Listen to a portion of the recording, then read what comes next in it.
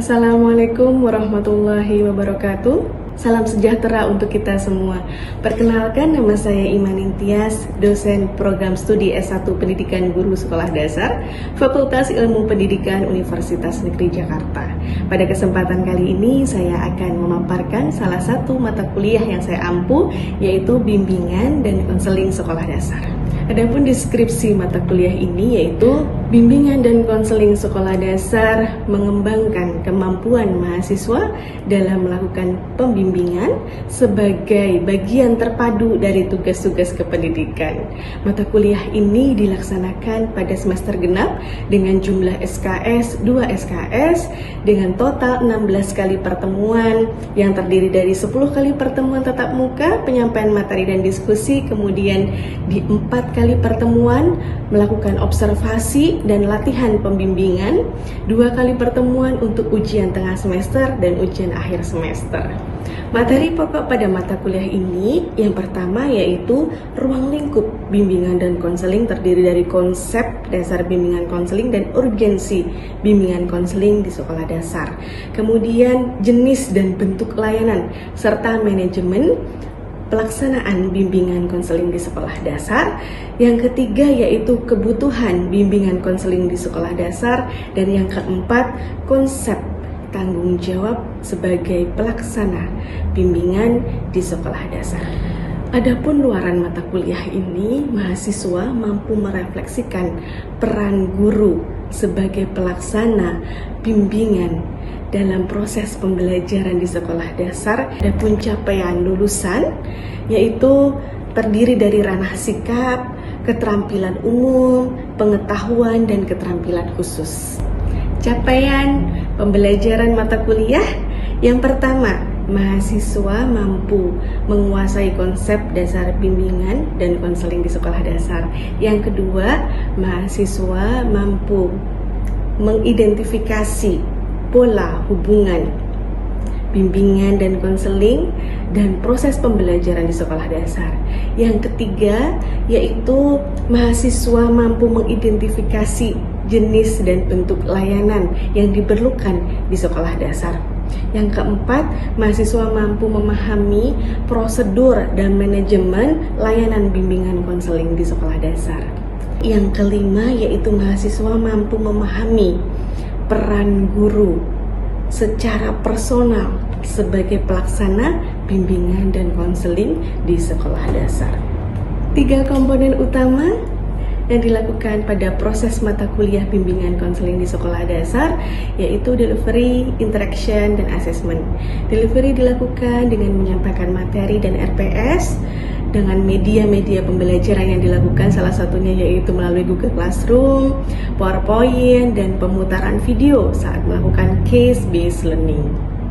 Yang kedua yaitu interaction, interaksi dilakukan dengan diskusi, tanya jawab, kolaborasi, melakukan workshop, penyusunan prosedur dan manajemen pada pola pembimbingan di sekolah dasar. Yang ketiga yaitu asesmen, dilakukan secara formatif dan sumatif. Formatif dilakukan saat proses pembelajaran dengan tugas individu dan tugas kelompok, serta sumatif dilakukan untuk memperoleh hasil ujian pemahaman pada ujian tengah semester dan ujian akhir semester. Dengan model pembelajaran yang pertama case-based learning dengan studi kasus. Dari pemutaran video yang dilakukan, mahasiswa melakukan studi kasus terhadap proses-proses pembimbingan maupun analisis permasalahan siswa di sekolah dasar. Kemudian experiential learning, yaitu mahasiswa melakukan observasi langsung dan latihan pembimbingan pada siswa sekolah dasar. Selanjutnya yaitu project based learning, di mana mahasiswa setelah melakukan observasi, mereka bisa atau mampu menyusun laporan mulai dari awal identifikasi masalah, kemudian rancangan proses, tujuan pembimbingan, sampai ke hasil dari proses latihan pembimbingan terhadap siswa.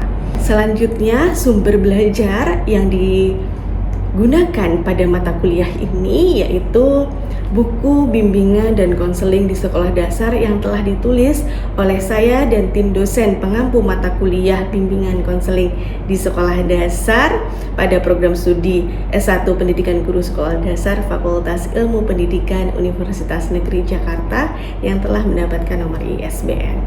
Kemudian sumber-sumber lain, buku Educational Psychology, Guide and Counseling, kemudian artikel-artikel yang sesuai dengan materi yang akan dibahas. Selanjutnya berikut video salah satu proses pembelajaran pada mata kuliah bimbingan dan konseling sekolah dasar di mana mahasiswa memaparkan hasil observasi dan latihan pembimbingan yang dilakukan pada siswa sekolah dasar. Assalamualaikum warahmatullahi wabarakatuh. Waalaikumsalam warahmatullahi wabarakatuh. Oke, selamat pagi semuanya. Pagi, Bu. Kita bertemu lagi di mata kuliah bimbingan dan konseling sekolah dasar. Kemarin hanya selama 1 bulan kalian sudah mengamati, mengobservasi anak-anak di usia sekolah dasar berbagai macam. Anak-anak yang sudah kalian observasi itu nanti kita laporkan. Nah, di sini proses layanan bimbingan konseling menggunakan strategi backward design. Ini sudah pernah Ibu lakukan penelitian sebelumnya tahun 2023 tentang bagaimana mengembangkan P5 waktu itu menggunakan strategi backward design juga. Kemudian pertama, kalau di layanan bimbingan konseling itu pertama setelah kita mengetahui permasalahan siswanya, yang pertama mengidentifikasi hasil yang diinginkan. Misalnya tujuan apa yang akan kalian capai dari dalam proses pembimbingan nanti di masing-masing siswa SD tersebut. Kedua, yaitu menetapkan indikator. Sudah tahu nih tujuan yang masalahnya, tujuan yang akan kalian capai. Nah, indikator keberhasilannya. Jadi indikatornya ini adalah untuk mencapai bagaimana tujuan itu. Kalau di dalam proses pembelajaran itu kita menentukan asesmen lah, gitu kan? Menentukan asesmen penilaiannya dulu. Nah, kalau di layanan bimbingan konseling kita menetapkan indikator keberhasilan. Sampai mana nih? Kan hanya 1 bulan. Gak bisa dong indikatornya itu bisa sampai meningkat. Oh, anaknya mandiri ini mandiri itu. Padahal pertemuannya hanya sampai 4-5 kali. Jadi indikator di sini harus realistis juga. Tujuannya tadi gitu kan, kayak tujuannya dalam tahun ini juga tujuannya minimal ada perubahan lah gitu kan, nggak sampai meningkat drastis pesat, tapi ada nih perubahan gitu kan? Perubahan dari masing-masing siswa, bukan perubahan dari siswa ini kemudian dibandingkan dengan siswa yang lain, tidak, tapi dari siswa ini sendiri yang sebelumnya bagaimana, kemudian yang akan kalian capai itu apa, baru ditentukan sampai mana nih. Kalian menyatakan bahwa pendampingan kalian selama 1 bulan ini berhasil. Ada batasannya di situ. Oh, keberhasilannya ketika anaknya sudah mengenali emosi sendiri, gitu kan? Mengenali dulu, belum sampai mengendalikan emosi nih, gitu kan? Karena udah berat banget tuh masalahnya. Gak mungkin kita sampai dia bisa mengendalikan emosinya. Cukup sampai dia kenal emosinya. Oh, ini marah. Oh, ini sedih. Oh, kecewa tuh begini. Oh, bahagia, senang tuh begini. Udah cukup baik bagi anak SD. Kemudian setelah kita menetapkan indikator keberhasilannya sampai mana, baru kita merancang kegiatannya. Jadi strategi bimbingannya apa? Misalkan bimbingan belajar. Nah, kegiatannya apa saja yang kalian isi? Masing-masing siswa kan masing-masing permasalahannya beda ya. Jadi di kegiatan itu misalkan bimbingan belajar itu apa saja kegiatannya. Kemudian di bimbingan sosial emosional apa yang kalian lakukan. Itu merancang kegiatan itu. Kemudian hasilnya itu apa yang kalian rasakan, apakah dari indikator keberhasilan itu tercapai atau bagaimana. Kemudian pesan kalian sebagai pendamping pengalaman pertama ya, mendampingi anak-anak secara intensif selama 1 bulan, itu apa yang kalian rasakan? Bisa diungkapkan. Oke, dari sini siapa yang mau menceritakan hasilnya pendampingan kemarin?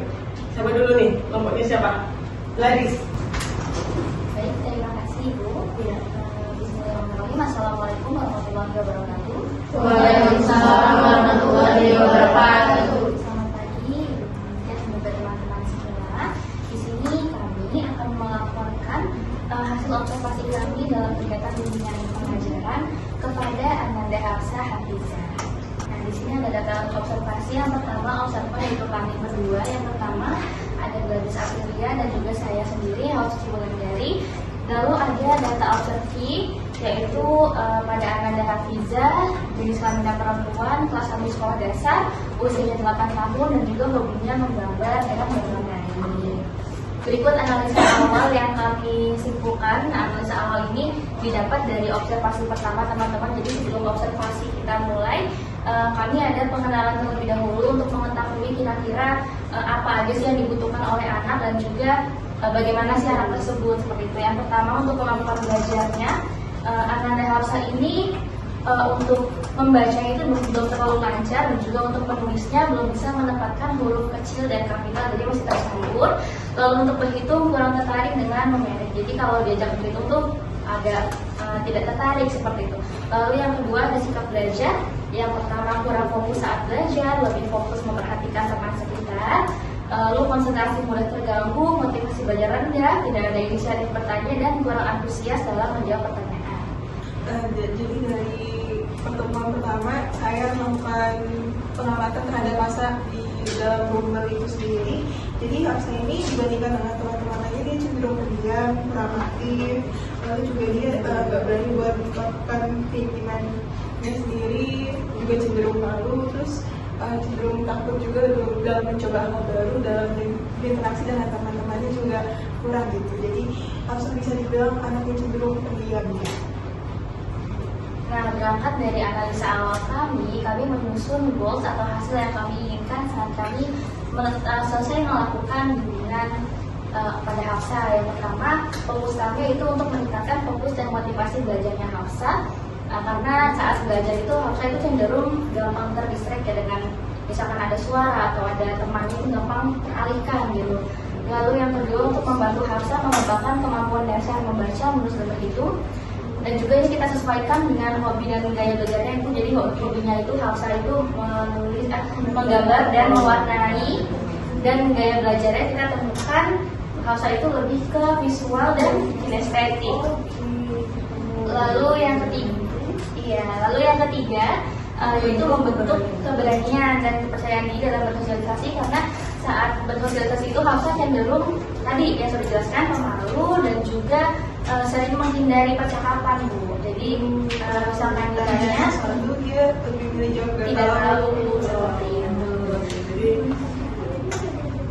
dia mungkin bisa jadi belum bisa mengungkapkan gitu, mungkin dia rasakan sehingga dia bilang paling gampang nggak tahu aja gitu ya.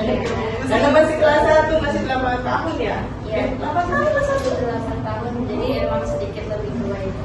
Oh ya, dari ininya ya.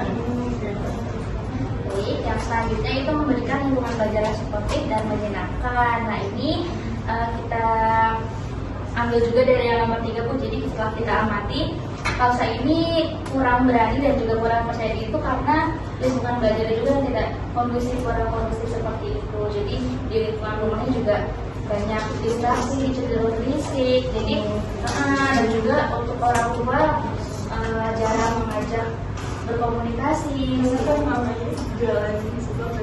Jadi banyak Di lembar kerjanya itu kami berikan instruksi dulu di lembar kerja. Jadi kita tuntun, coba kita ini disuruh ngapain ini tugasnya untuk baca. Nanti dia akan baca satu-satu gitu perlahan-lahan instruksi dari lembar kerja tersebut. Jadi dari situ juga kami harap Hafsah juga bisa sambil belajar untuk membaca seperti itu. memahami bacaan, kan instruksi itu memahami, nggak sekedar membaca saja, tapi dia harus paham Diminta apa, gitu kan? Kalau di instruksi, oke. kemudian memberikan keterampilan hobi menggambar. Oh, dia hobi. Iya, Bu, jadi pada dasarnya kan Hafsah ini setelah kami observasi dia pernah ikut lomba ya, lomba mewarnai dan katanya juara. Dan saat kami perhatikan juga dalam pembelajaran juga dia lebih suka yang seni-seni gitu, mewarnai, menggambar. Nah, kami ini pada pertemuan kedua ya, kami sediakan lembar kerja. Dia kan sukanya hewan kucing Bu, tapi berbentuk kucing cuma hanya setengah saja Bu, setengahnya gitu blank gitu. Jadi kami itu coba kira biar melanjutkan gambarnya lalu diwarnai. Dan itu juga kami rasa dapat melatih kesabarannya dia juga kan, karena ini gimana, dan juga melatih kritisnya dia juga, kira-kira kalau di sini ada kaki, di sini ada apa gitu. Dan juga dia juga senang sih Bu karena ada sisi mewarnainya. Selanjutnya ada mengenalkan berbagai macam jenis-jenis emosi melalui menggambar dan menghubungkan gambar dengan kata.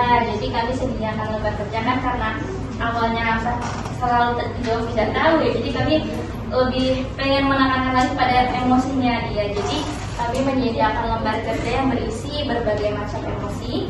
Ada senang, apa saja dalam lembar kerja yang kalian berikan itu untuk mengatasi permasalahan apa saja sih? Masalah belajarnya kan calistung, biasa anak kelas 1 rata-rata calistung.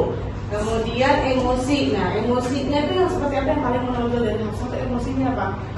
Emosi jadi agak kurang sabar gitu Bu. Jadi dalam kegiatan merancang itu kan butuh kesabaran gitu ya. Dan sebelumnya itu Hafsah kan juga saya merasa dia tuh daya juangnya tuh kurang gitu. Tapi ketika dalam kegiatan yang menyenangkan seperti merancang itu, dia mau berjuang gitu meskipun kesulitan, kesabarannya juga sampai gitu. Tapi tetap dilakukan sampai selesai. Dan untuk cemasnya mungkin karena dari lingkungan ya Bu. Jadi misalkan dia lagi belajar, temennya nih udah pengen ngajakin main, dia langsung cemas. Pengen buru-buru cepet aja gitu ya. Terus juga oh ya Bu, informasi. Jadi saat dia belajar di rumah itu kan gurunya mengirimkan soal-soal itu lewat handphone ya, lewat WhatsApp ibunya.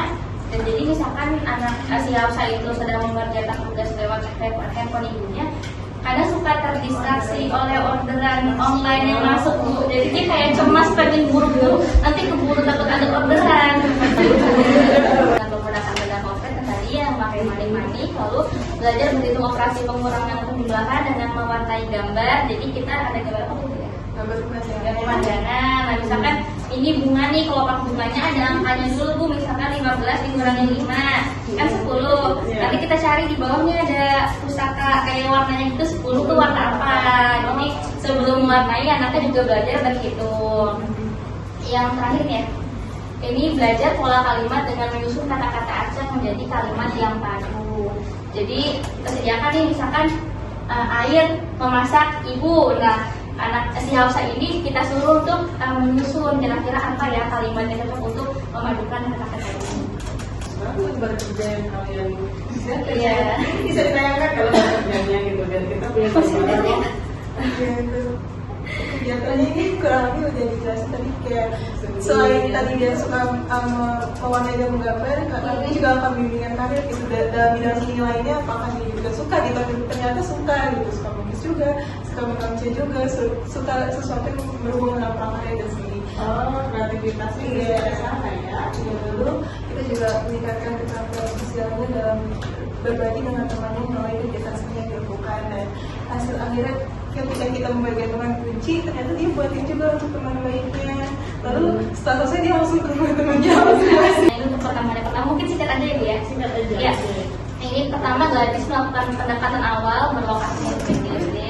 Tujuannya untuk pengenalan dan mengamati ya diri dari kampus tersebut. Pastinya ini pertemuan kedua, kita sudah mulai di rumah. Di dokumentasinya ini Bu, ya tadi Gladys bilang buku aktivitas, buku cerita yang komunitas. Dan ini mungkin kalian tuh ada gambar kucing setengah Bu yang disuruh melengkapi gambar kucing. Nah ini kami sedang membantu mengerjakan kerjaan rumahnya. Nah, ketiga ini masih dengan berhitung dengan menggunakan buku cerita dari Gladys. Ini kita narik emosi Bu, misalkan ini ada, ini kira-kira anaknya lagi ngapain, lagu sedih, tarik ke emosi sedih seperti itu. Nah ini yang mewarnai sesuai angka Bu. Jadi misalkan tuh ada gambar siputnya cakangnya warna apa tuh harus dihitungkan lebih dahulu. Jadi karena dia sukanya gambar visual, jadi kalian menyajikan semua materi bentuknya visual. Betul. Keempat, nah ini yang meronce. Nah ini ada dulu ya, kita melakukan Pertama, melakukan kegiatan penjumlahan pengurangan dengan soal cerita, dan kita kaitkan juga Bu, di sini kan soalnya ada manik-manik dan permen. Jadi saat soal manik-manik, misalkan ada 10 manik-manik, kita akan benar-benar mengeluarkan 10 manik-manik itu, dan begitu juga dengan permen. Konkret berarti medianya ya. Betul Ibu. Lalu yang di sini kita membuat meronce gelas, dan yang ini melukis ondel-ondel.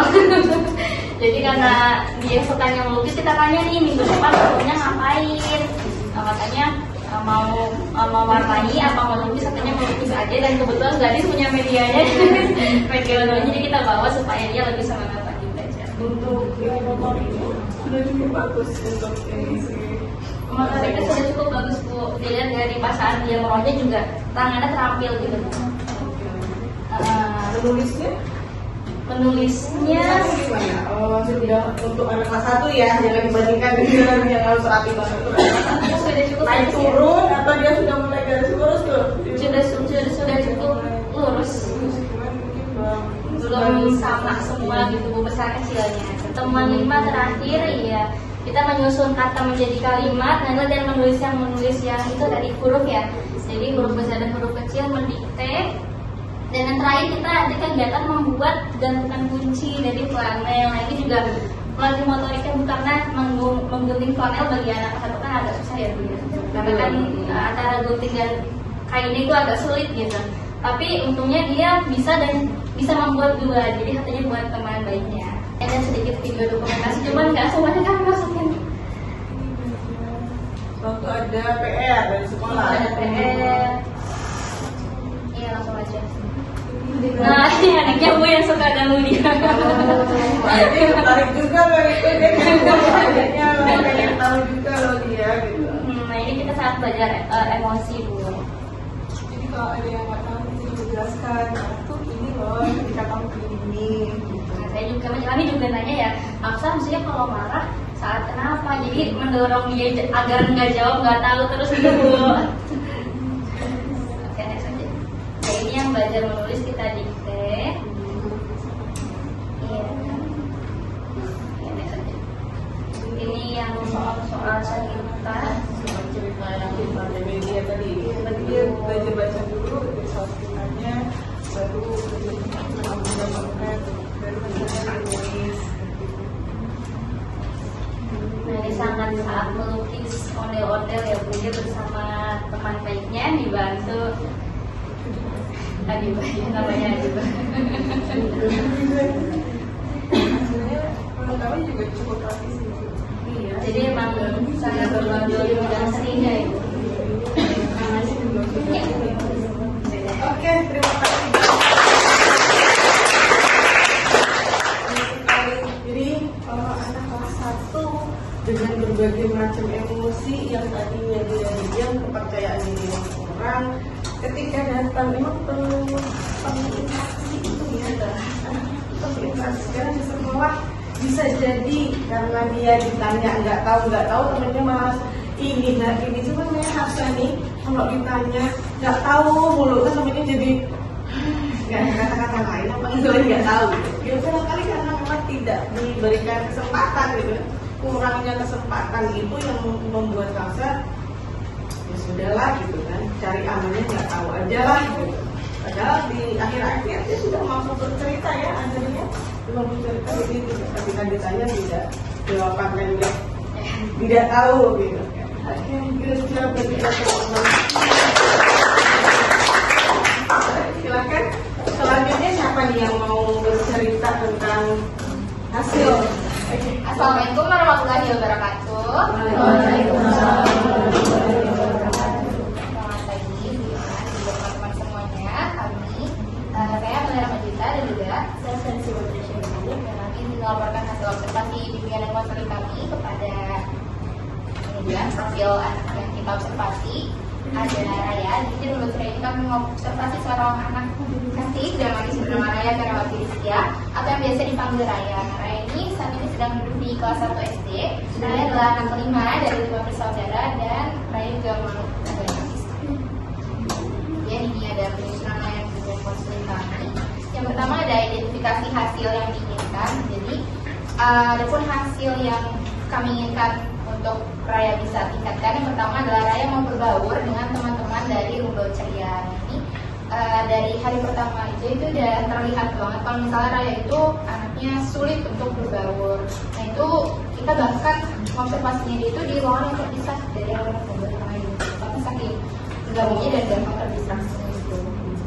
Kemudian Berbaur itu seperti harapan aku berbaur itu kayak kan di rumah itu kan kalau belajar kan kelas 1 sama kelas 2 itu kan ngumpul ya Bu, lingkaran, dan dia nggak mau ada di lingkaran itu, jadi dia keluar sendiri. Itu ya. Terus selanjutnya mungkin Raya bisa mudah menghafal nama orang. Nah ini salah satu keunikan gitu dari Raya, dia tuh bisa ingat wajah kita, tapi dia nggak bisa ingat nama kita. Mungkin nama Felis bisa ingat, tapi sampai pertemuan terakhir tuh dia selalu lupa nama saya. Jadi kayak Amel gitu. Ya itu sih. Nah ini juga kita sempat ngobrol juga sama ibunya dan emang benar gitu. Kalau misalnya Raya gampang ingat muka orang, tapi namanya tuh benar susah banget buat ingat gitu. Kalau kita sebelumnya udah pernah ketemu juga ya gitu, jadi udah bisa mudah mengingat nama Felis. Kemudian pada saat membaca, Raya itu membaca dengan jelas, cepat, dan tanpa meja. Masa berusia? Harapan kita sih cuma waktu dikasih nanti mungkin kita bisa jelasin juga kegiatan pembelajarannya itu masih apa ya, jauh dari kata ini gitu untuk hasilnya. Kemudian Raya mampu mengelola emosinya yang terkadang mudah marah dan punya tingkat kebosanannya. Nah ini tuh challenging banget gitu buat Raya. Makanya kita tadi dilihat di awal kita pindah-pindah tempat karena Raya ini emang gampang banget bosan. Jadi kita coba ngajak dia untuk ke tempat-tempat yang memang terbuka gitu. Jadi misalnya dia lagi bosan atau apa, kita bisa ngajak ke kegiatan lain dulu, misalnya lari dulu atau gimana gitu. Karena emang Raya ini cenderungnya sama sih mirip kayak Hafsa tadi gitu di kinestetiknya ya, jadi dia mau suka lari, main bola gitu. Jadi energinya emang harus tersalurkan supaya dia bisa fokus.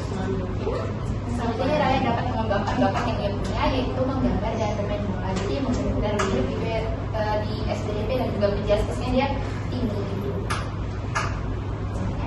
Selanjutnya indikator keberhasilan yang kami tetapkan yaitu Raya menunjukkan peningkatan minat dan kemauan dalam kegiatan literasi khususnya membaca yaitu 10%, karena dari kita kan udah kasih buku bacaan nih Bu ya, sikat-sikat gitu, terus dia baca satu halaman aja dia nggak mau, jadi cuma mau misal Budi bermain sepak bola di lapangan, dia cuma mau sampai Budi bermain sepak bola sampai situ saja gitu. Jadi agak sulit untuk membaca juga karena tingkat kebosanan yang tinggi itu, Bukan karena kemampuan membacanya, justru karena tidak menariknya itu. Oke, dan terus strategi khusus tuh gimana caranya dia mau membaca gitu kan, padahal dia mampu. Sayang sekali kalau tidak dilatih untuk menambah literasi bacaan yang menarik gitu kan. Selanjutnya Raya bersedia mencoba membaca meskipun dengan bantuan atau secara bertahap, dan tadi kayak Raya nanti kalau mau baca satu halaman kita lari nih, abis ini kita main kejar-kejaran nih gitu, dia baru mau baca satu halaman. Dengan presentasi tercapai di 15%, lalu selanjutnya Raya mulai menunjukkan keterbukaan dan kemampuan menjadi interaksi sosial di luar circle teman dekatnya. Itu Punya teman dekat juga? punya di sekolah.